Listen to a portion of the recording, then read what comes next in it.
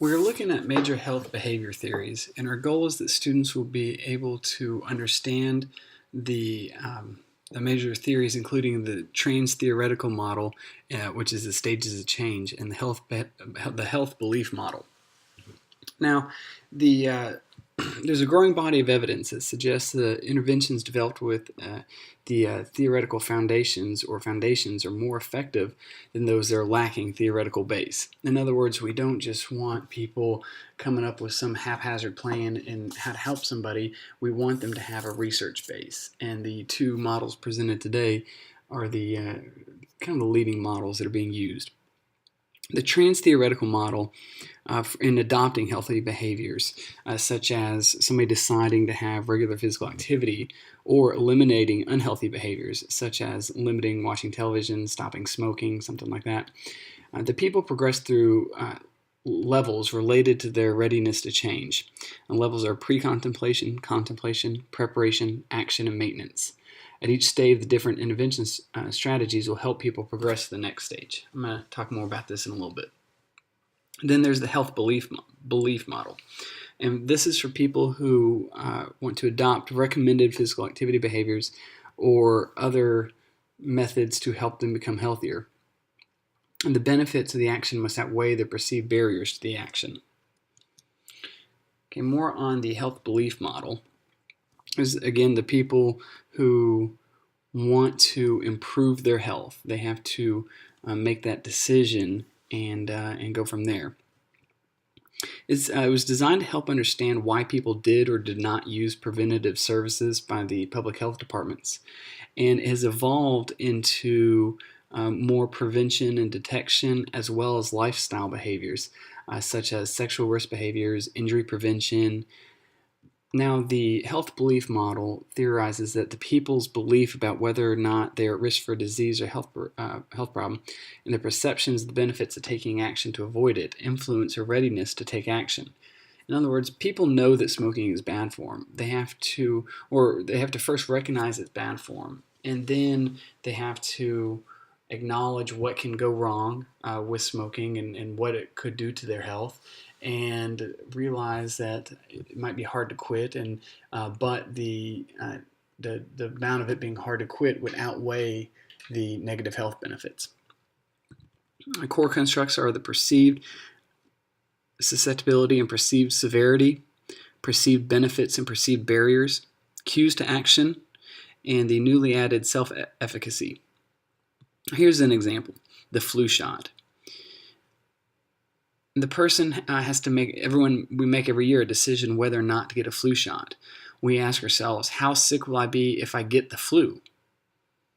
What's the likeliness of me getting the flu? What could be the negative outcomes of getting a flu shot? There's the cost, there's the inconvenience of going somewhere and having to get it, and then there's possibly some interactions, that negative interactions that might happen in my body. And then the net benefits. The benefit of getting a flu shot, it's less likely to get the flu, less likely to not have to be off work sick and affect others and get my family members or loved ones sick. And so I have to think about the pros and the cons. The time, the cost of getting the flu shot versus the potential save time and cost in not getting sick. So this health belief model can be applied to behavior-driven health things, whether or not to go to the doctor, whether or not to work out, whether or not to quit smoking and drinking, and whether or not to get a mammogram. So that's whether or not to seek change. Next is the trans-theoretical model, which is the stages of change. It started about 20 years ago. It came out of alcohol research, and they had the 5-stage, which has been adapted to the 6-stage model. It's based not on the abstract theories, but on personal observations of how people went about modifying problem behaviors such as smoking, overeating, and problem drinking. The 6 stages are pre-contemplation, contemplation, determination, action, maintenance, and termination. Talk about these one at a time now. The pre-contemplation stage, it's when the person's not thinking about changing their behavior. The person does not see it as a problem, and they think that others who point out the problem are exaggerating. We'll use drinking as the example here. The person thinks that somebody might come up to them and tell them they have a problem drinking, but they don't recognize it as a problem. There's reasons for this. The impact of the problem has not become fully conscious. They're resistant to being told what to do. They have rebellious pre-contemplation. They've made attempts to quit or control, but they haven't been able to. Or they rationalize, and they have reasons to quit, but they think it's a problem for others, but not for themselves. Next step is a contemplation. This is for those who are willing to consider the possibility they have a problem. And people who are contemplating change are often highly, they're debating, they're kind of on the fence, they're really, they're thinking about the pros and the cons. They're not ready to make a commitment yet. They're quite interested in learning about the treatment, and they know that their behavior is causing problems. They recognize the negatives, but they're still not quite ready to make the decision to change. Often with the help of a professional who will help them with the risk-reward analysis, they will move into the next step. Next is a commitment to action, which is deciding to stop the negative behavior. They've weighed the pros and the cons, and they've decided to stop the negative behavior. Individuals in this stage appear ready and committed. This represents preparation as much as determination, where the next step is actually the realistic plan. Next is action, which is implementing the plan. Individuals in this stage put their plan into action. This is when they would seek treatment. Say if it was alcohol or drugs, they would have to detox and then perform long-term treatment, AA meetings, and so on. They're going to make public commitments to help them with their accountability. They find it helpful to know that others are watching and cheering for them.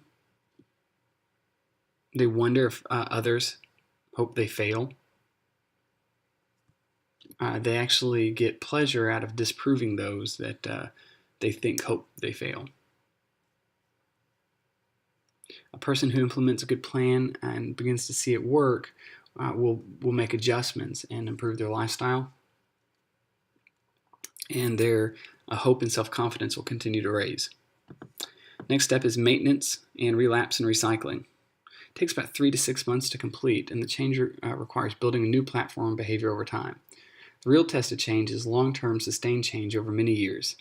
This stage of change is called the maintenance. This is where the person is free of the negative behavior.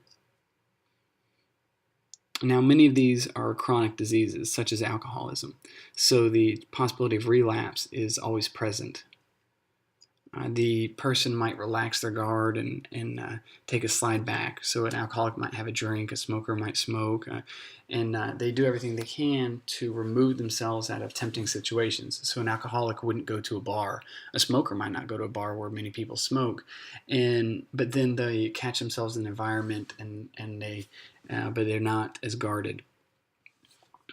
It's pretty common for somebody to relapse and return to relapse, have the negative behavior, and then come back to sobriety or the resisting and the negative behavior. Termination is the ultimate goal to change a process. At this stage, the alcoholic no longer finds alcohol as a temptation or threat, and he or she has the confidence to move without relapse. So today, in this video, we've talked about the models of change and the health belief model. And these are theories which are behavior driven.